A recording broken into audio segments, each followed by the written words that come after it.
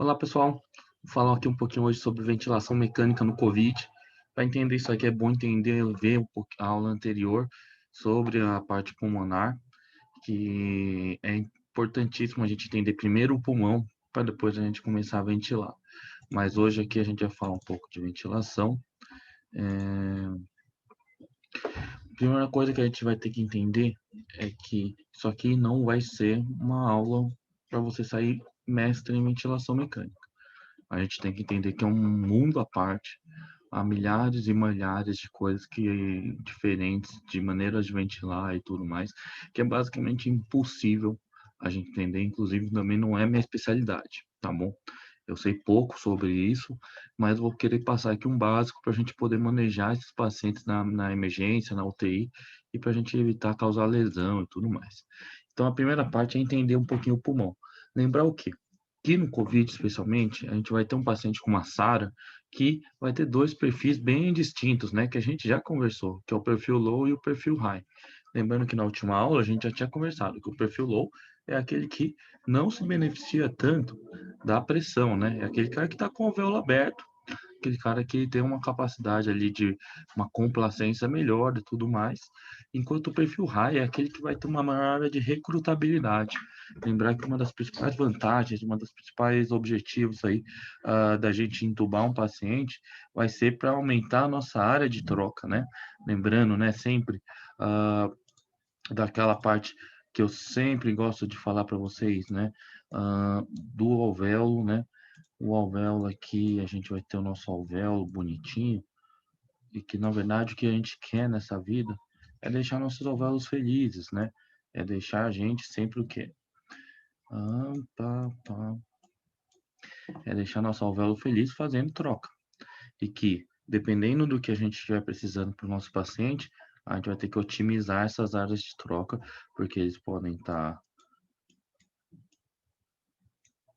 colabados, por causa, lembra, né, do processo inflamatório que a gente vai acabar encontrando por causa da ação do vírus, né, que pode acometer o surfactante, ele acaba colabando, ou até mesmo a gente acaba tendo o quê? Aqueles alvéolos já mais inflamados e completamente cheios de secreção. Então, lembrando que quando a gente entubar, a gente vai ter que entender que num paciente, a gente vai estar entubando e ventilando absolutamente todos, né? Todos os pacientes, todos os alvéolos desse paciente da mesma maneira, né? Então, não existe mesmo uma boa regra para a gente falar o quê? Ah, eu gostaria de ventilar esse alvéolo aqui com pressão, esse com pressão, esse aqui eu queria dar mais fluxo. Então, lembra sempre que vai ter que ter um equilíbrio entre o que a gente imagina e o que o paciente apresenta. Então, sempre, vai ser sempre individualizado, certo, pessoal? Isso aqui vai ser sempre individualizado. Não tem como a gente falar de ventilação mecânica sem entender que, apesar de ter os perfis, apesar de que a gente calcular a recrutabilidade, é sempre um equilíbrio entre colapso e recrutação, entre recrutamento e espaço morto, e ventilação e tudo mais. Então, tem que ter esses conceitos em mente. A complacência, a recrutabilidade, e sempre, sempre, sempre. Como a gente não tem aquela ideia de que vai ser tudo a mesma coisa e tudo mais, a gente faz uma medida e é sempre avaliar a resposta das nossas medidas na ventilação, certo? Então, para entender um pouquinho o ventilador, eu gosto sempre de falar que são 3 parâmetros fixos e 2 que variam. Os 3 fixos são FiO2, que é basicamente a mistura de oxigênio que a gente vai entregar para o nosso paciente, ou seja, uh, quando a gente está aqui, se a gente vai dar o quê? Se a gente vai dar 100% aqui, né? 100% de O2, ou O2, ou se a gente vai dar uma mistura de 50-50, né? Com ar ambiente, 50-50. 50 e etc. Então a gente vai ofertar um ou dois para cá. A segunda coisa que a gente vai setar aqui vai ser o quê? Vai ser a PIP. A PIP é o quê? A PIP é a pressão, pessoal.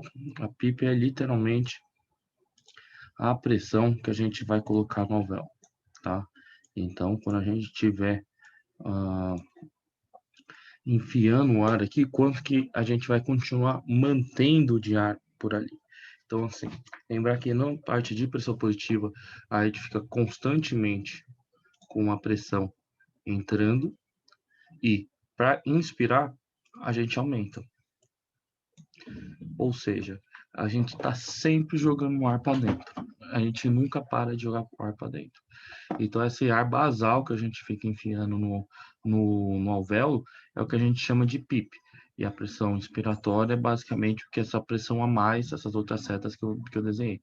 Mas sempre, em todos os alvéolos, a gente sempre vai ter uma seta ali dentro, jogando pressão, para a gente poder ajudar vocês a respirarem, né? Então, a gente mexeu aqui basicamente na fração inspirada de O2, na PIP, e na frequência expiratória a quantidade de vezes que a gente inspira, né? Então, essas três sempre vão ser ajustadas na ventilação. Quando a gente tem os modos, né, e principalmente aí quando a gente está ventilando a pressão, que é um dos modos mais comuns, a gente vai ter que determinar o quê? A pressão inspiratória e o tempo inspiratório. Então, quando a gente está falando isso aqui, voltando aqui para o nosso desenho, vai dizer o quê? Quanto mais de pressão eu vou jogar e por quanto tempo. Então, assim, como a gente está sempre jogando ar, é como se fosse um ventilador que tivesse sempre vom, e aí na inspiração ele aumentasse a força e vom, vom, vom, vom. Então ele sempre jogando ar, mas de vez em quando ele joga mais e de vez em quando ele joga menos. A força, a pressão expiratória disso aí vai ser ajustada no próprio ventilador, tá certo? Então, para entender essas mecânicas aí, então basicamente é isso. A gente tem uma seta dessas aqui que é sempre a PIP, e aí na parte da inspiração, a gente vai ter um aumento dessas setas, aumento da pressão expiratória, a gente que ajusta essa pressão que vai entrar no pulmão, e a gente ajusta por quanto tempo isso aqui vai entrar, beleza? Então, por enquanto, moleza, né? Moleza, bem fácil. Quando a gente está ventilando a volume, a gente não seta a pressão, a gente seta quanto de ar que eu vou querer jogar para dentro do alvéolo. E o fluxo, que agora alguns eu estou vendo mais que estão dando até com o tempo, mas normalmente a gente setava o fluxo. A que velocidade que a gente vai fazer. Os conceitos são os mesmos, e por isso que muita gente fala que os modos são equivalentes. Por quê? Porque normalmente para você fazer um volume corrente semelhante ao que você estava fazendo com pressão, você vai ter pressões semelhantes, o pulmão é o mesmo. Então, essa parte não modifica tanto, você só modifica mesmo a questão dos ajustes, tá bom, pessoal? Então, assim, tanto faz um ventilar a pressão a volume em geral, em geral. Algumas pessoas respondem diferente, mas em geral a gente pode colocar como tanto faz. E a partir disso aqui a gente vai avaliando o resto, tá certo? Então, o volume corrente, que é a quantidade de ar que eu vou jogar para dentro do pulmão a cada inspiração, e em quanto tempo que eu vou jogar. Ou seja, né, a gente consegue determinar isso pelo fluxo ou pelo tempo que ele vai indiretamente ajustando o tempo inspiratório, tá certo? Uh, o que a gente tem aí como evidência de que pode ajudar nesses pacientes aí que a gente está entubando, que tem um pulmão doente, que tem um pulmão com uma SARA, de acordo com o conceito ali da SARA para o COVID, são o que a gente chama de ventilação protetora, que nada mais é um conjunto de regras. Um conjunto de regras que eles determinaram que o quê? Que ia fazer com que o nosso pulmão ele diminuísse o processo inflamatório. E lembrando que um dos mecanismos é a própria PCIL, é a própria inflamação relacionada à ventilação. Então, como é que eu faço para proteger meu pulmão da própria lesão auto-infligida, né? Eu tenho que entubar ele e fazer o paciente se proteger. Então, o que determina é 4 a 6 ml por quilo de peso ideal, né? Então, assim, a gente fala peso ideal porque o pulmão não engorda. Então, o paciente que tem 120 quilos, o peso ideal dele é mais de acordo com a altura. Então, a gente mede a altura do paciente e vê uma tabela de peso ideal. Uma dica prática, não precisa, mas que eu sempre faço é, o cara tem 1,70 m, usar 70 quilos, 1,60 m, 60 quilos, 1,65 m, 65 quilos. E a partir disso daí, a gente pega e faz a nossa conta. é aproximadamente correto, assim, acurado dentro das medidas lá. A fisioterapia normalmente começa a deixar uma tabelinha com 4, 6 e 8 ml por quilo lá nos nossos ventiladores lá, né? Mas isso aí você pode fazer também logo que você entubar lá na emergência. O driving pressure, que na verdade é o quê? É a diferença entre a pressão de pico, a pressão de platô menos a PIP. Lembrando que a pressão de platô, ela é a pressão dos dois estágios que a gente estava conversando, né? Então, como está em pressão positiva, tem um ventilador que fica jogando ar o tempo inteiro. Essa é a PIP. E a pressão de platô é a pressão alveolar. A pressão fica dentro do nosso alvéolo. Isso aí que foi determinado pela parte da ventilação. Então, o que acontece, pessoal? Acontece que a pressão de platô é a pressão que a gente consegue medir e é a pressão que vai ficar dentro do alvéolo, né? Exatamente a pressão dentro do alvéolo. E a PIP é a pressão. Então, ou seja, a pressão de platô é a pressão que todas essas setias fizeram e a PIP é a pressão que fez o nosso alvéolozinho aqui feliz ficar aberto. Então, a pressão constante é a PIP e a pressão de platô é a pressão alveolar. Ou seja, a driving pressure nada mais é que a diferença entre uma pressão e outra. A pressão de platô e a PIP. Então, eu tô aqui, vom, vom, vom, vom. Então, é bem simples, pessoal, é bem simples. É tudo super tranquilo. A gente coloca vários nomes diferentes, né, para às vezes ficar lá, mas o conceito é bem simples. Então, driving pressure abaixo de 15, a pressão de platô abaixo de 30, né, uma pressão de alveolar abaixo de 30. Uma hipercapnia permissiva. Então, esses são os conceitos aí que a gente vai ter que lembrar. Lembrando por que ele está falando de hipercapnia permissiva, pessoal. Porque ele fala o quê? Que para proteger um pulmão, a gente precisa de uma ventilação protetora e fazer baixo volume. Só que, lembrando sempre do nosso querido equilíbrio químico, né? Nosso querido equilíbrio químico do ácido carbônico,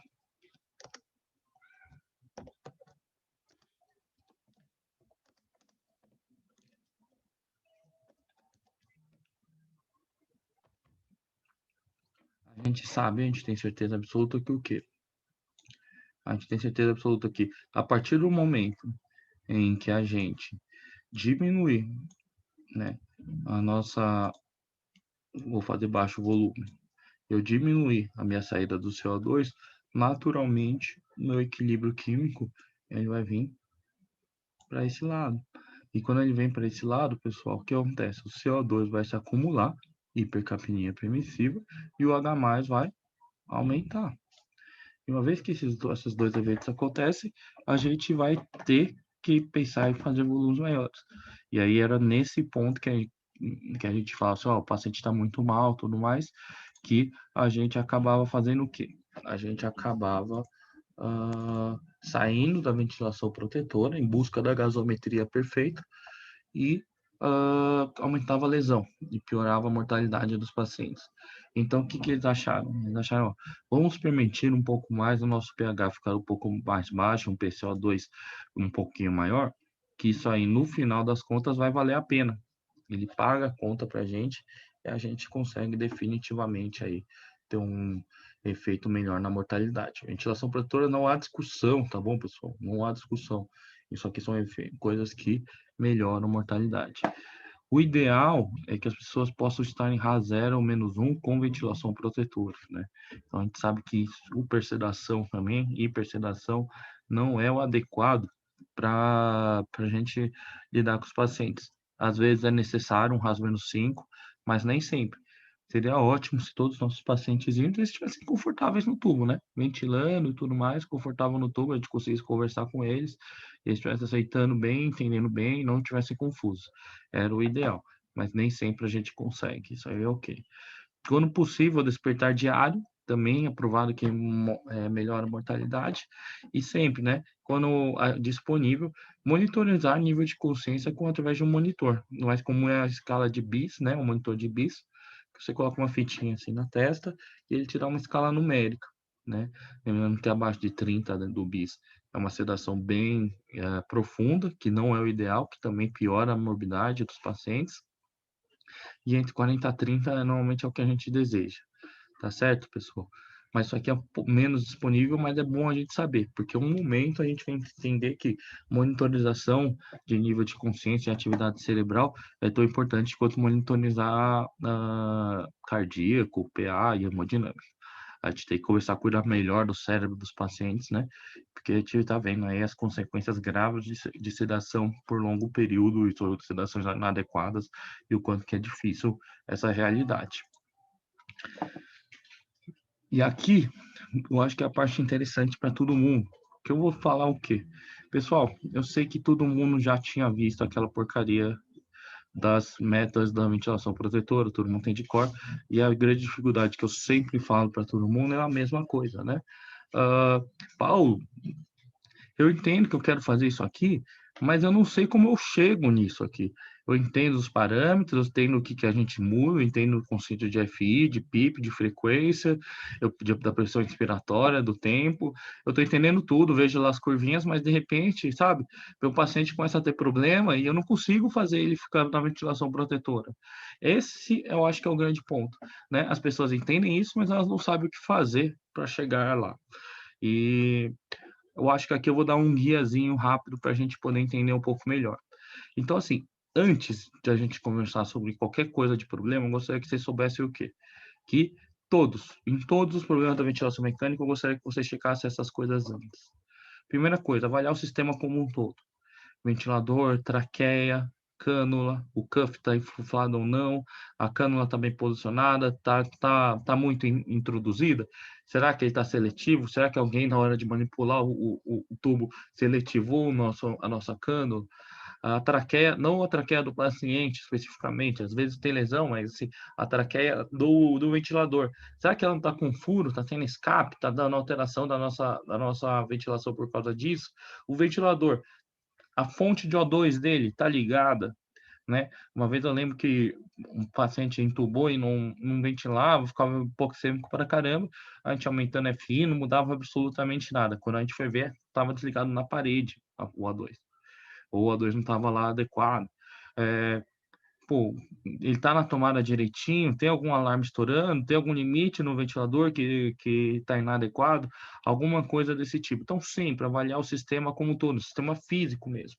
Olhe em volta, olhe lá se está tudo ligadinho, se está tudo certo, tá bom? Obstruções mecânicas, né? Às vezes você fica lá tentando mexer, a pressão subindo, você não consegue fazer volume, o cara tá com uma rolha de secreção, ou então alguém derrubou soro, ou ele deitou em cima de uma parte do ventilador, a cânula está dobrada, tem alguma coisa aí. E principalmente, pessoal, nesses tempos aqui, coisas simples a gente tem que aprender a fazer. A gente tem fisioterapeutas aí ótimos e excelentes, sabem muito de ventilação mecânica, sabem titular, eles ajudam muito. E de repente elas têm que parar tudo porque o paciente está secretivo e a gente não sabe aprender, ainda não aprendeu a usar um aspirador ainda de via aérea, principalmente quando eles já estão até conectados ali na própria cânula, né? Então aprendam a aspirar via aérea, por quê? Para a gente fazer um trabalho de uma equipe multissul muito mais adequada, né, pessoal? A gente deixar o pessoal da fisioterapia para a gente ajudar a gente a manejar o ventilador, a ajustar parâmetro, fazer toda a reabilitação e a ventilação protetora dos pacientes, e não para ficar aspirando secreção que qualquer um aqui deve saber fazer. Então, lembrar disso. Vamos trabalhar junto, pessoal. Não é trabalhar sozinho, não é chegar lá achando que manda ou não sei o quê.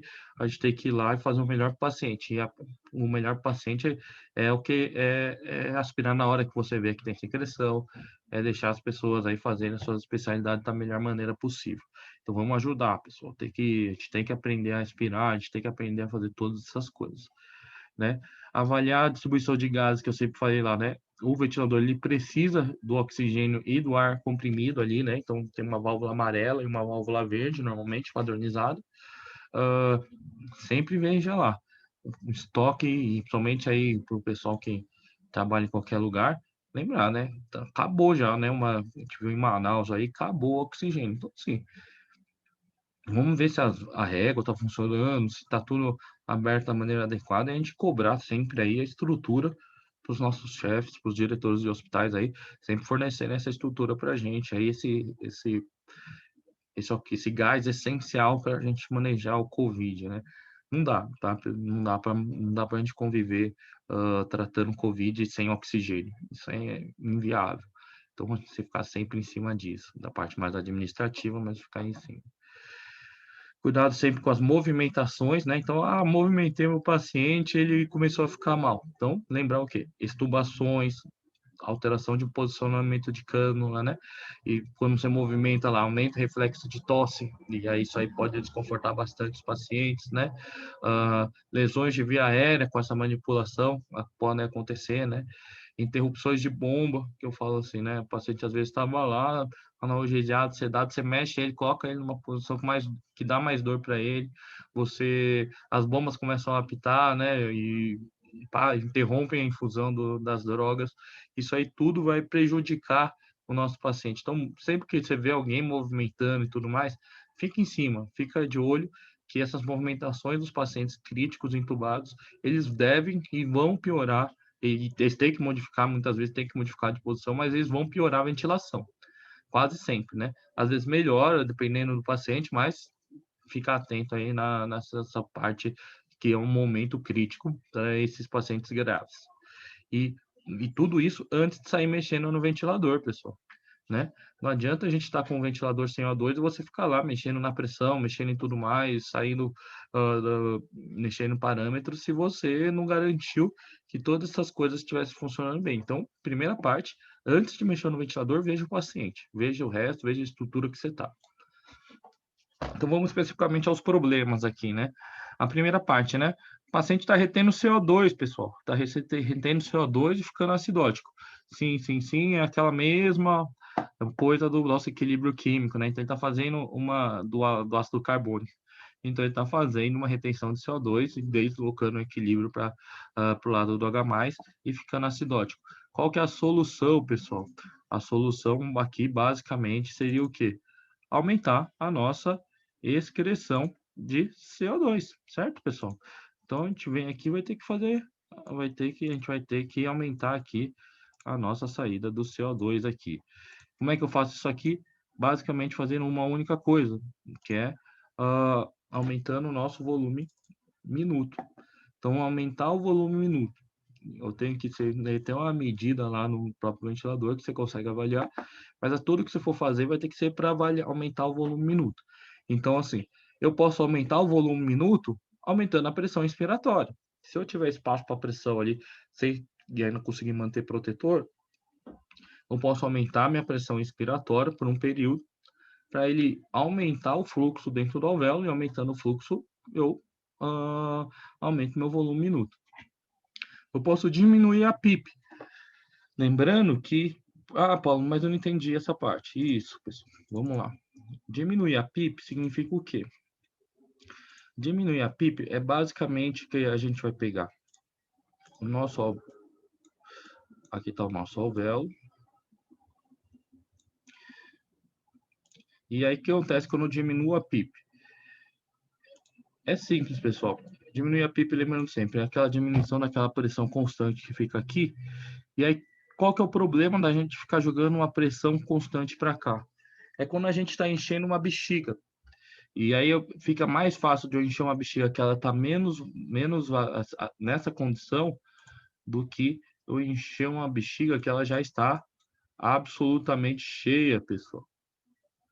Quando a bexiga está muito cheia, ou seja, quando a minha pressão alveolar constante ela já é alta, né? A, a quantidade de ar que eu consigo jogar para cá com a pressão, ela não consegue ventilar adequadamente, porque está sempre uma força muito grande jogando ar para dentro. Então o ar ele acaba represando um pouco. Ou seja, a pipa ela acaba represando um pouco de ar aqui dentro, pessoal. Não é aquele edema que a gente conversava, mas o ar ele tem dificuldade para entrar e sair. Então, ele vem para cá e, como está sempre muito cheio, ele ventila só uma parte. Ele não consegue, porque o alvéolo está muito cheio. Quando você pega e diminui a PIP, o alvéolo ele fica mais fisiológico, o acúmulo de ar aqui dentro vai existir, mas ele vai ser menor. Por quê? Porque a pressão constante que ele está recebendo aqui é menor do que essa pressão constante. Perfeito? Então, nessa parte aqui, a gente já entende que a PIP reduz o espaço morto, reduz esse espaço que a gente tenta jogar o ar, não consegue deslocar esse ar por estar muito pressurizado. Então, a gente fica de olho nisso aí. Outra coisa, elevar a frequência, né? Então, ou seja, se eu quero aumentar a quantidade de volume minuto, basta respirar mais vezes. É a nossa resposta fisiológica normalmente, né? A gente vê muito ataque apneia em paciente que está ficando acidótico. E aí, você sai um pouquinho, mas você aumenta o volume corrente do paciente para 8 ml por quilo. Por um período de tempo, você deixar um 8 ml por quilo, você vai conseguir aumentar a tua saída de CO2. Lembrar sempre o quê? Que o CO2 ele vai acabar saindo sempre quando? Ele sai na expiração, ele tem que sair daqui para cá, né, pessoal? O CO2 ele vai sair daqui. Então, ou seja, não adianta eu pegar e aumentar a frequência respiratória ou aumentar muito o meu tempo inspiratório para aumentar o volume minuto se eu não dou tempo desse CO2 sair por fora, pessoal. Ele precisa ir embora. Ele vai embora na expiração.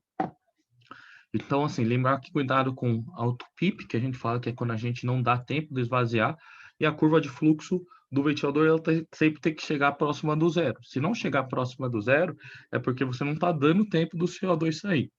E aí você já joga o ar de volta. Então, imagina que esse cara aqui está de saída e você depois já entra de novo com ar. Esse CO2 aqui ele vai acabar acumulando aqui dentro do teu alvéolo e não vai funcionar. Então, assim, a gente aumenta a frequência, a gente aumenta o volume minuto, mas tentando sempre não sacrificar o nosso tempo expiratório, nem sem sacrificar o nosso período expiratório. Senão a gente vai ter grandes dificuldades em relação a isso. E sempre, fez a modificação, gás em 1 hora, gás em 2 horas e veja se seu distúrbio está sendo adequado. Se você fez uma medida como aumentar a frequência respiratória, coletei a gás e o CO2 não saiu, vamos tentar mexer em outro parâmetro, né? Vamos aumentar a pressão expiratória, vamos diminuir a PIP, aí você mexe de novo e reavalia. Lembrando sempre o quê? Sempre reavaliar o paciente cada vez que você faz uma modificação no ventilador. Não é só a gente mexer e deixar o paciente por lá. Ele vai estar sedado, às vezes bloqueado, isso aí só aumenta a nossa responsabilidade sobre ele. Então tem que ficar de olho. O paciente, segundo problema aqui, né? O paciente que fica hipoxêmico e você já torou a FI lá no alto, lá, né? Já está com a FI de 100%, e o teu paciente fica hipoxêmico e você começa a ficar angustiado porque que ele ficou assim, né? Não satura melhor. Ou seja, eu já melhorei o máximo que eu podia a minha fração, minha mistura de gases que eu estou dando para o paciente, e ele não consegue melhorar a oxigenação. E agora, hein, pessoal? Agora a gente tem que pensar, né? Por que que alguém em sã consciência ia receber 100% de O2, 100% de O2, e não ia ventilar bem? Pois é, pessoal, é uma coisa que a gente pensar. Basicamente por quê? Porque a área de troca tá ruim, pessoal. Se você joga um otimismo máximo que dá, você vai encontrar aqui o nosso alvéolo feliz. Aqui, o alvéolo feliz. E ele vai estar recebendo um monte de oxigênio, pessoal. E ele vai estar trocando loucamente. E vai estar ótimo, pessoal. Ele vai estar feliz trocando aqui o oxigênio dele e vai estar jogando oxigênio. O problema é, ele sozinho não vai dar conta e não está dando conta de oxigenar teu corpo inteiro. Porque a maior parte dos teus alvéolos eles vão estar o quê? Eles vão estar inflamados, né? Uma área de troca ruim, ou absolutamente hiperdistendidos e por causa da PIP que você infligiu. Então vai estar hiperdistendido e o vaso aqui não vai estar o quê? Não vai estar ventilando adequadamente. Ou seja, a gente está com um problema sério nesse paciente de área de troca. Não adianta a gente aumentar a FI e otimizar o nosso baby lung, que a gente fala, que é aquele pulmãozinho pequeno normal que a gente está encontrando por aí, sem pensar que esses outros, todos, o resto do pulmão do paciente, ele está colapsado. Então, a gente tem que fazer o quê? Primeira coisa, avaliar se a quantidade de ar que a gente está jogando para ele é suficiente. Às vezes a gente encontra aí pacientes que têm uma complacência muito ruim, que as pessoas entendem com aqueles parâmetros padrão que alguém aí passou e não sei o quê, que ele já decorou, que alguém falou para ele. E aí quando a gente vai ver, o cara está fazendo um volume corrente de 100 ml, de 2 ml por quilo. Então, assim, lembrar o quê? Que a quantidade de pressão que a gente vai fazer para fazer determinado volume depende da complacência do pulmão do paciente. Se o paciente tem um pulmão mais duro, não adianta falar, "Ai, nossa, mas esse valor é meio alto, hein, Paulo, de pressão expiratória." É, mas é o valor que eu estou tendo que fazer para ele fazer um mínimo de volume, de 4 a 6 ml por quilo. Se ele não faz 4 a 6 ml por quilo, a gente tem que aumentar. São pulmões mais duros, são pulmões pouco complacentes, a gente vai ter que manejar eles aí. Ele é um pulmão doente, a gente não está entubando gente com pulmão saudável, é um pulmão ruim. Então, sempre avaliar o quê? Será que o volume corrente, será que eu estou jogando ar suficiente para que essa FI de 100% chegue lá? É a quantidade de ar que esse pulmão está precisando ou está abaixo? Então, tomar sempre cuidado com isso. Se a gente está mandando um volume adequado para o peso do paciente. Outra coisa é espaço morto, né? Então, espaço morto barra áreas chanteadas, né? Será que a quantidade de... será que o espaço morto dele aí tá muito grande? Vejam, precisa de pipe alta. Daí o cara vai lá e sempre... Todo mundo, vou botar uma pipe alta aqui, que eu li em tal lugar. Mas aí, você coloca uma pipe alta e o cara não oxigena nada. Às vezes ele não oxigena nada porque quando você aumentou tanto a PIP pensando em recrutamento, pensando em aumentar a pressão alveolar, você aumentou o espaço morto e aí piora a área de troca, inclusive no alvéolo saudável.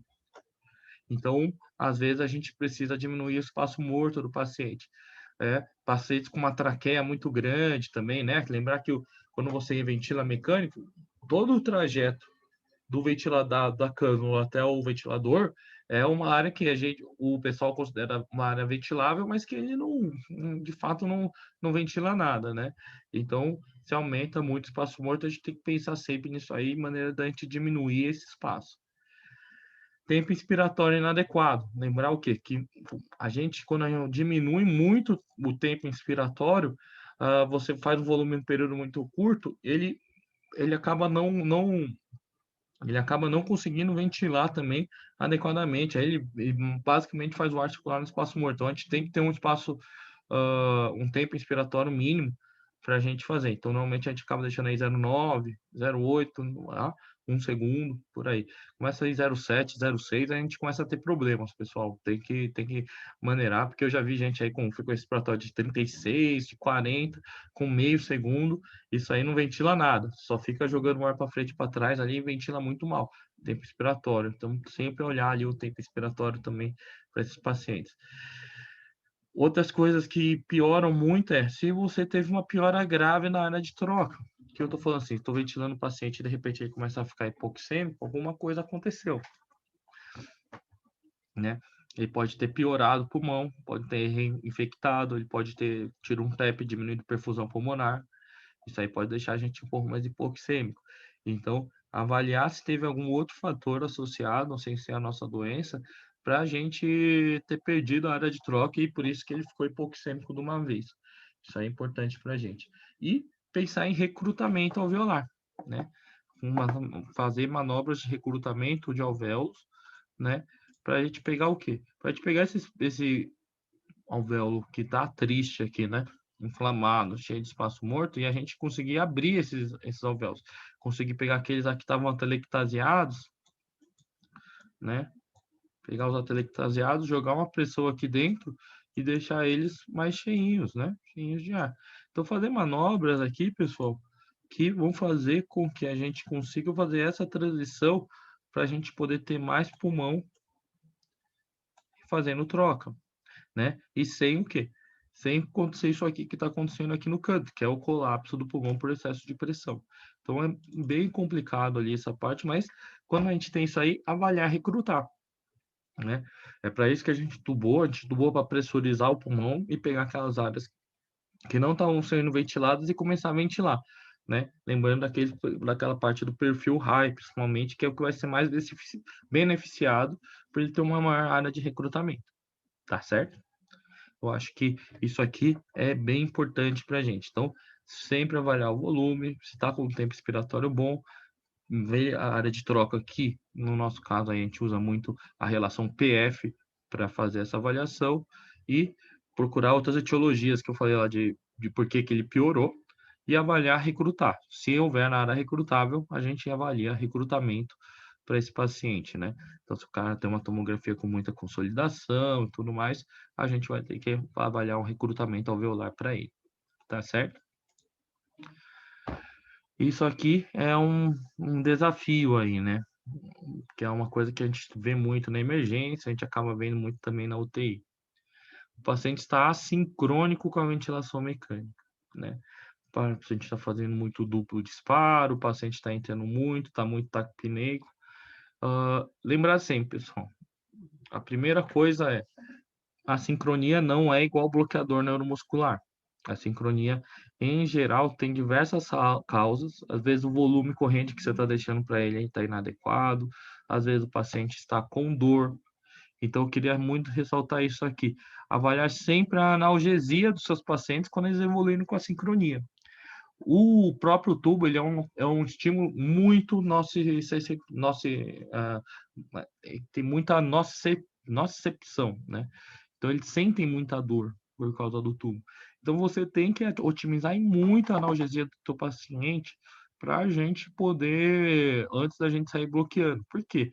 Porque se dor é a causa da sincronia, pessoal, e você bloquear o paciente neuromuscular, você vai manter um estímulo adrenérgico para ele, você vai manter o teu paciente com dor. Olha só que coisa terrível. Você mantém o teu paciente com dor e bloqueado, pessoal. Ele não consegue reclamar, ele não consegue fazer. Você está literalmente torturando o teu paciente. Então não façam isso logo de praxe, bloquear o paciente no primeiro momento, tá bom?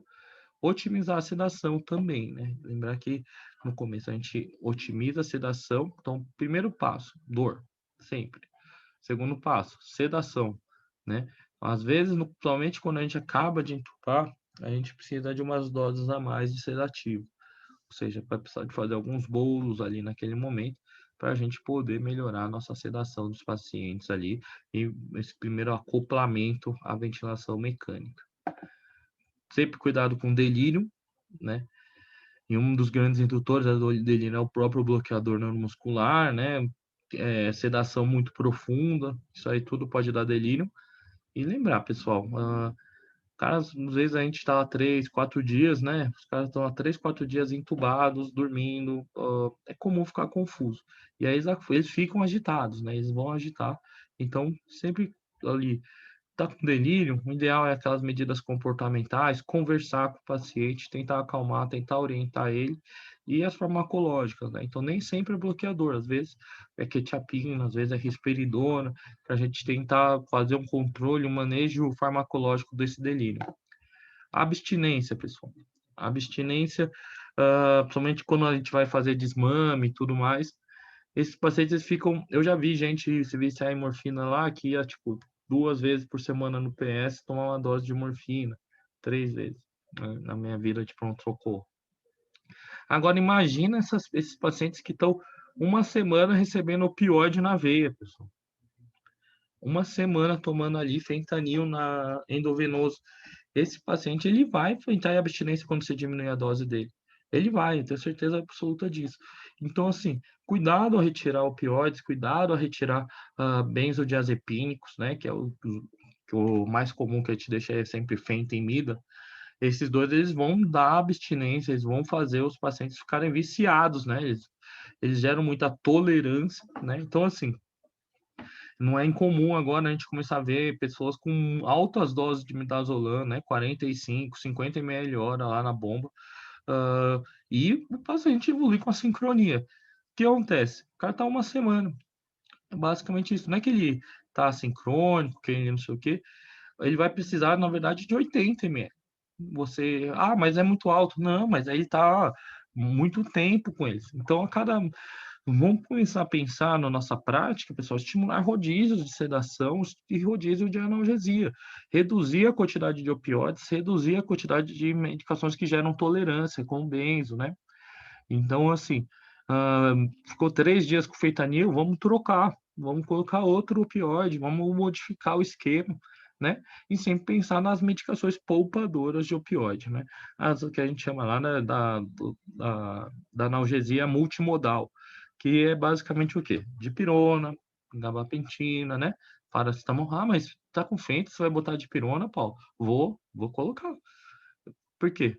Porque isso aí vai poupar meus opioides, né? Ah, vou fazer um procedimento aqui, Paulo. Vou fazer um central aqui no paciente que está entubado. Será que eu preciso mesmo anestesiar a pele dele? Será que eu preciso fazer isso aí? Sim. Por quê? Porque você vai poupar opioides, pessoal.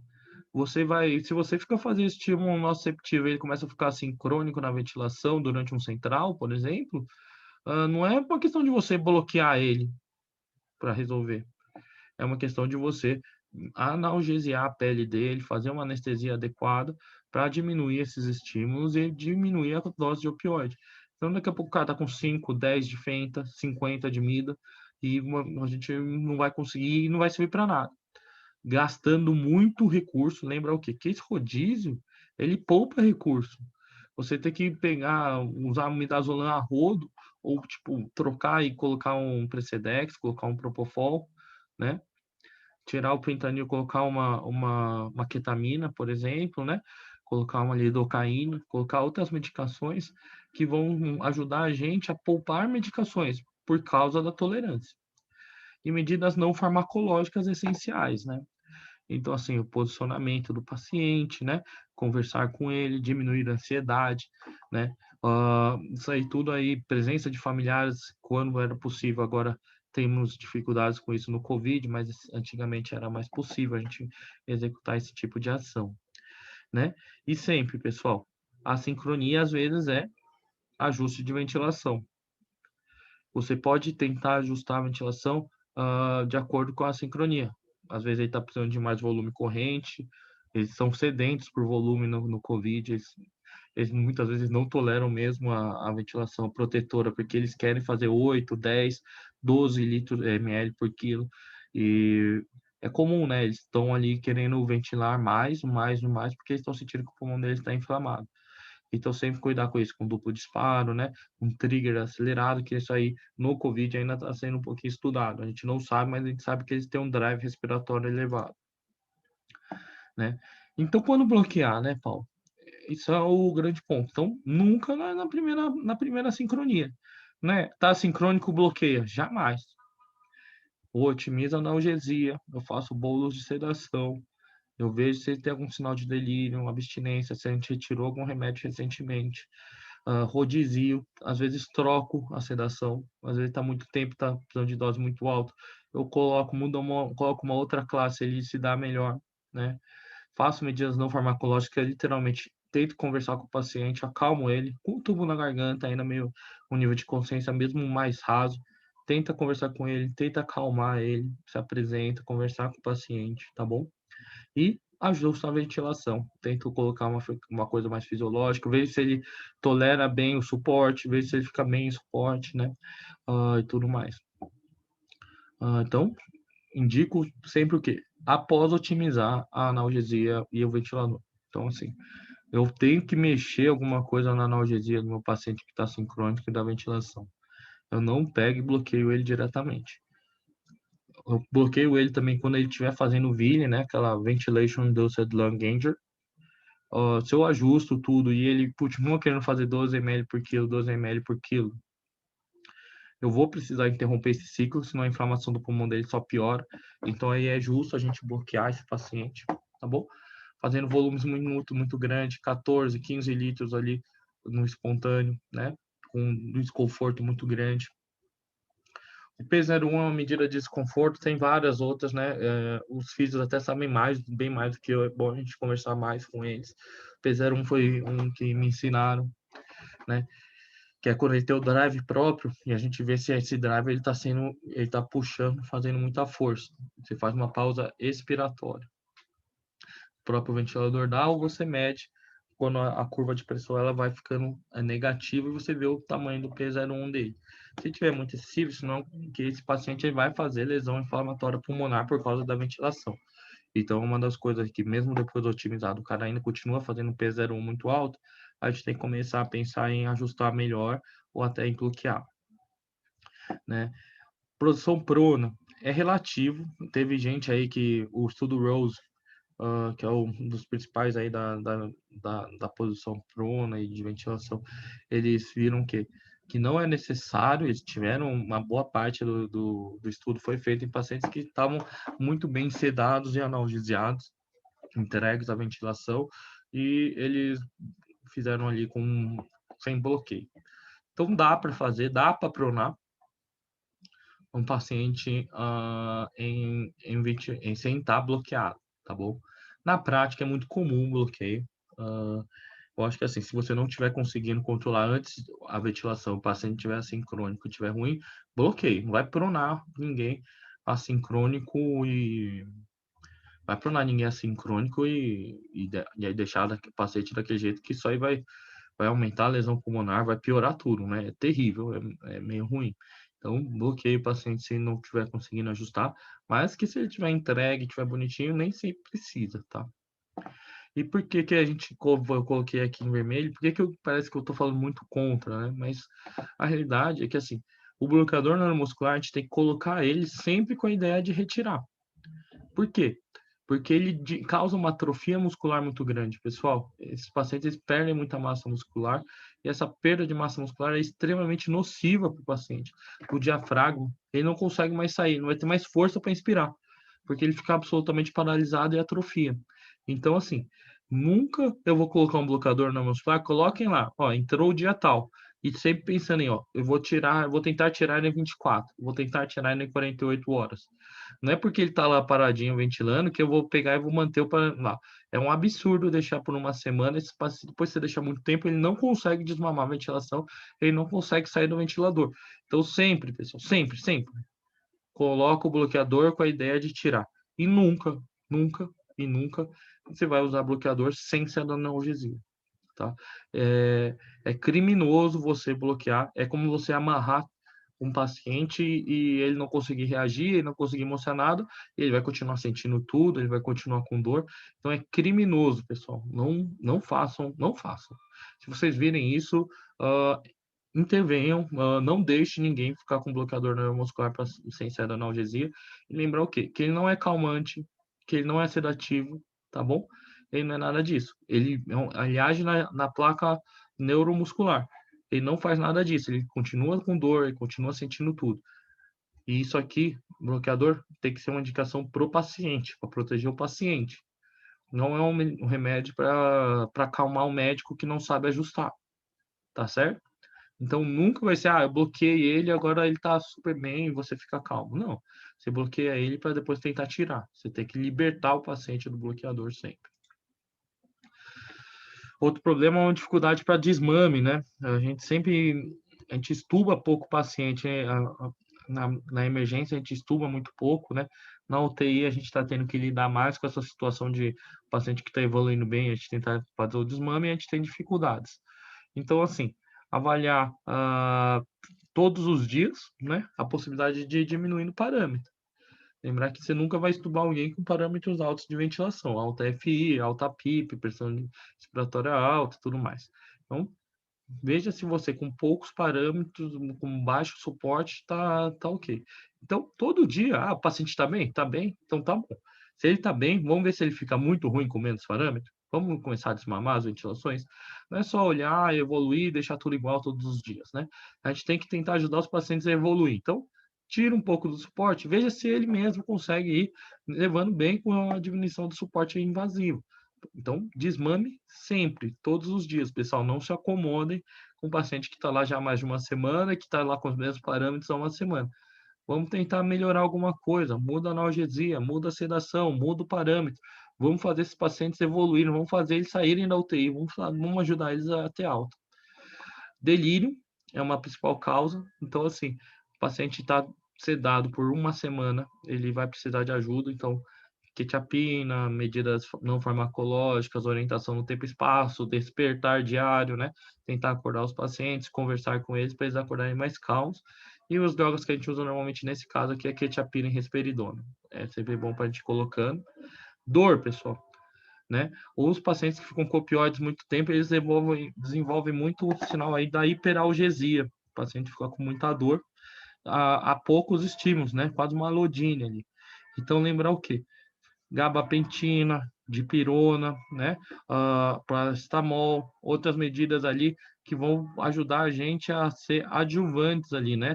Na analgesia multimodal que a gente fala, a controlar esses episódios e eles ficarem mais confortáveis e a gente conseguir fazer o desmame normal.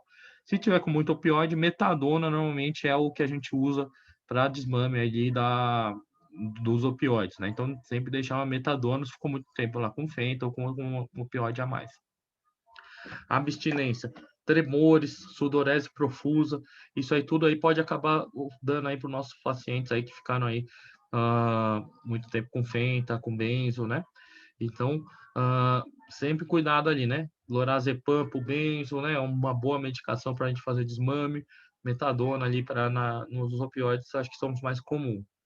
Desorientação dos pacientes, eles vão acordar desorientados, então muitas vezes não é sair sedando ele de uma vez, chega lá perto do leito, se veste, se troca e fala assim: ô senhor, está no hospital, está indo bem, fica calmo, converse com ele, oriente seu paciente.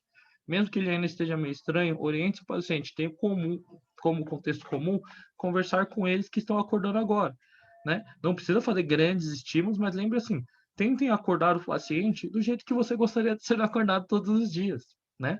Então, vai com calma, avalia o paciente, conversa com ele, veja se ele acorda com calma, né? Pede para ele abrir os olhos e vamos orientar. Eles estão desorientados, né? Eles não sabem onde estão. A última vez que ele estava vivo, ele estava ok, ele estava sendo entubado e ele não vai acordar, ele não sabe onde está, foi transferido de hospital.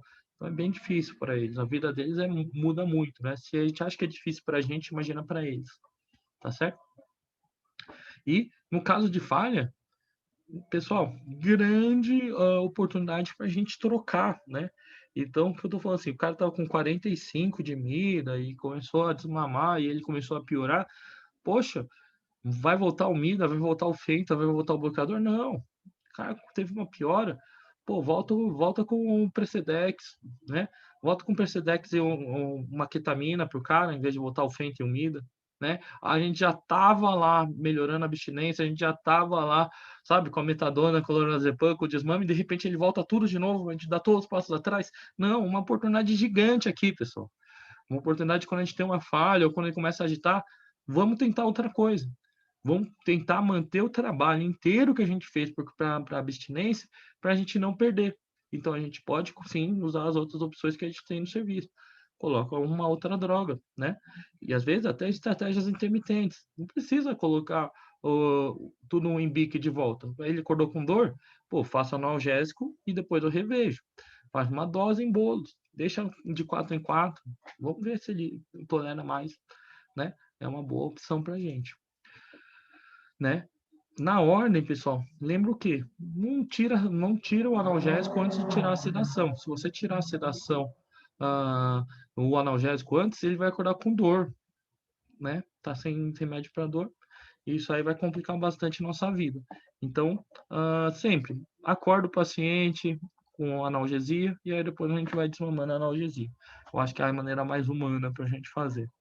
Sempre usar essa parte aí das drogas oral não, né? Nasointeral para e estratégias EV intermitentes podem ser de grande ajuda, né? Aí, o pessoal acha bom, mas dipirona, paracetamol, gabapentina, risperidona, quetiapina, esses pacientes todos ali vão ter que ter isso aí na prescrição na hora que a gente for tentar tirar, porque eles estão muito tempo sedados, certo? E não farmacológico, né? E conversar sempre. Isso aqui que eu falei aqui, eu tirei um pouquinho dessa abordagem que o pessoal chama de e-cash, tá bom?